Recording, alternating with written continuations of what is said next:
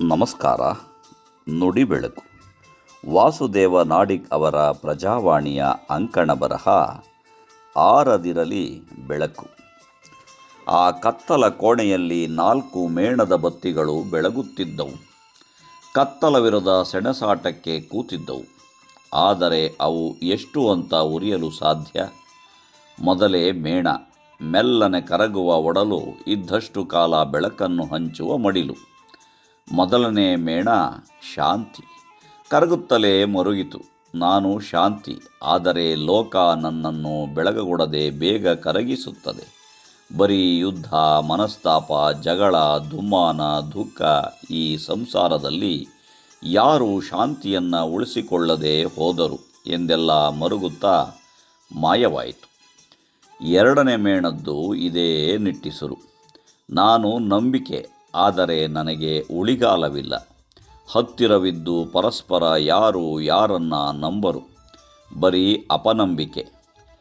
ಅಪನಂಬಿಕೆ, ಸ್ವಾರ್ಥ, ಲಾಭದಾಸೆಗೆ ಕಚ್ಚಾಡುತ್ತಾ ನನ್ನ ದೂರ ಮಾಡಿದ್ದಾರೆ ಎಂದು ಉರಿಸುತ್ತಾ ಮೆಲ್ಲನೆ ಕರಗಿ ಕತ್ತಲೆಗೆ ಸಂದಿತು. ಇನ್ನು ಮೂರನೆಯ ಮೇಣ ಪ್ರೀತಿ. ಈಗ ಅದರ ಕರಗುವ ಸರದಿ.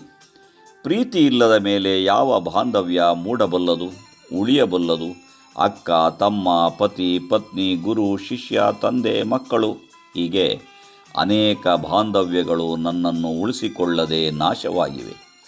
ಯಾರು ಯಾರನ್ನು ನಿಸ್ವಾರ್ಥವಾಗಿ ಪ್ರೀತಿಸದ ಲೋಕದಲ್ಲಿ ನಾನು ಉಳಿಯಲಾರೆ ಎಂದು ನಿಟ್ಟಿಸಿರು ಇಡುತ್ತಾ ಕತ್ತಲೆಯ ಸೇರಿತು.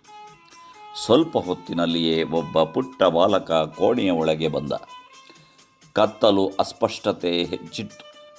3 ಮೇಣದ ಬತ್ತಿಗಳು ಕರಗಿ ಇನ್ನೊಂದು ಮಾತ್ರ ಕಣ್ಣೀರು ಸುರಿಸುವಂತೆ ಉರಿದು ಕರಗುತ್ತಿತ್ತು. ಕರಗಿ ನೀರಾಗಿ ಹರಿಯುತ್ತಲೇ ಆ ಮುಗ್ಧ ಬಾಲಕನಿಗೆ ಹೇಳಿತು, ನಾನು ಕೊನೆಯ ಮೇಣ.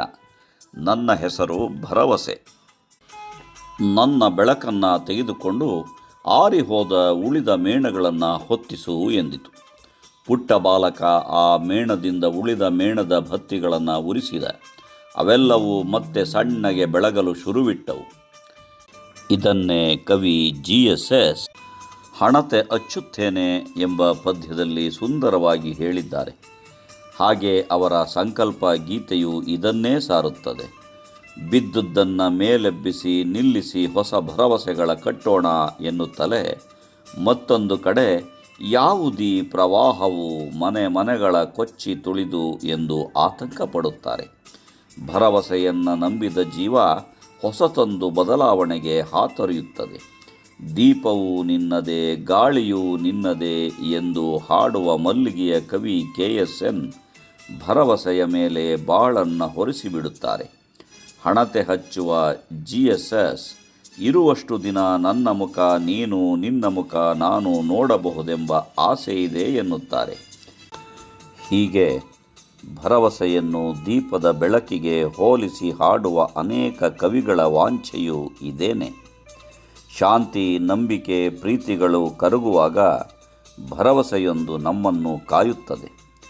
ಅದೊಂದು ಮೇಣದ ಬತ್ತಿಯನ್ನು ಆರಲು ಬಿಡಬಾರದು. ಎದೆಯೊಳಗೆ ಜತನವಾಗಿ ಉಳಿಸಿಕೊಂಡಾಗ ಮತ್ತೆ ಬೆಳಕು ಮೂಡಬಲ್ಲದು. ಡಾಕ್ಟರ್ ರಾಜ್ ಅವರು ಎಷ್ಟು ಸೊಗಸಾಗಿ ಹಾಡಿದ್ದಾರೆ.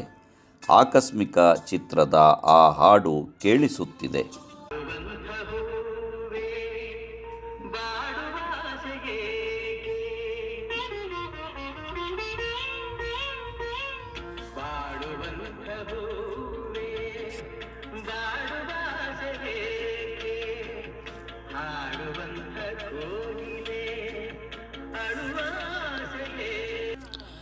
ನಮಸ್ಕಾರ.